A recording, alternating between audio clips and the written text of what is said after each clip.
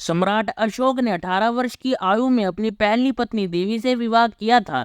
जब अशोक 18 वर्ष के हुए तो सम्राट बिंदुसार ने उन्हें उज्जैन के एक क्षेत्र अवंती का सूबेदार बना दिया था। अशोक की पहली पत्नी देवी किसी भी राजघराने से ताल्लुकात नहीं रखती थी। वह विदिशा के एक व्यापारी की बेटी थी। देवी अशोक के पहले बेटे महेंद्र की मां भी थी, जिनका जन्म उनके शादी के 2 साल बाद 285 ईसा पूर्व में हुआ था, जब अशोक 20 साल के थे। 3 साल बाद संघमित्रा सम्राट अशोक और देवी की दूसरी संतान का जन्म हुआ। वह अपने बच्चों की देखरेख के लिए अवंती में ही रुक गई थी। अशोक की दूसरी पत्नी का नाम रानी कौरवकी था। कौरवकी एक मछुआरे की बेटी थी, जो कलिंग वर्तमान में उड़ीसा में रहते थे। किंवदंतियों के अनुसार जब अशोक निर्वासन में जीवन जी रहे थे और अज्ञातवास में रह रहे थे, तब उनकी मुलाकात कौरवकी से हुई और उन्हें उनसे प्यार हो गया।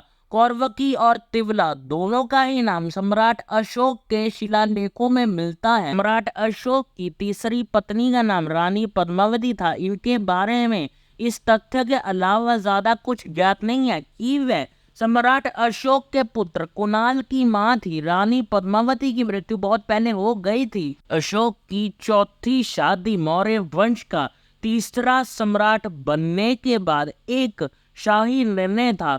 उनकी चौथी पत्नी का नाम असंध्यमित्रा था। इस बार उन्होंने अपने पिछले शादियों के विपरीत एक राजकुमारी से शादी की और उन्हें सभी शाही अधिकार दिए। असंध्यमित्रा अशोक की मुख्य रानी थी। असंध्यमित्रा असंध्यवत नामक एक राज्य से आती थी, जो वर्तमान हरियाणा में मौजूद है। उन्होंने किसी बच्चे को जन्म नहीं दिया, लेकिन राजकुमार कुणाल की जब से देखरेख की जब वह छोटे थे, क्योंकि उनकी जैविक मां रानी पद्मावती की मृत्यु तब हो गई थी जब वह बहुत छोटे थे।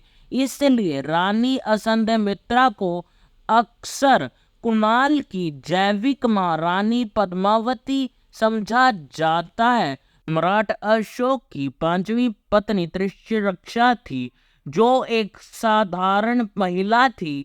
ऐसा कहा जाता है कि अपने आकर्षक नृत्य और सौंदर्य से अशोक को उन्होंने प्रभावित किया था और उसके बाद अशोक ने उनसे शादी की थी।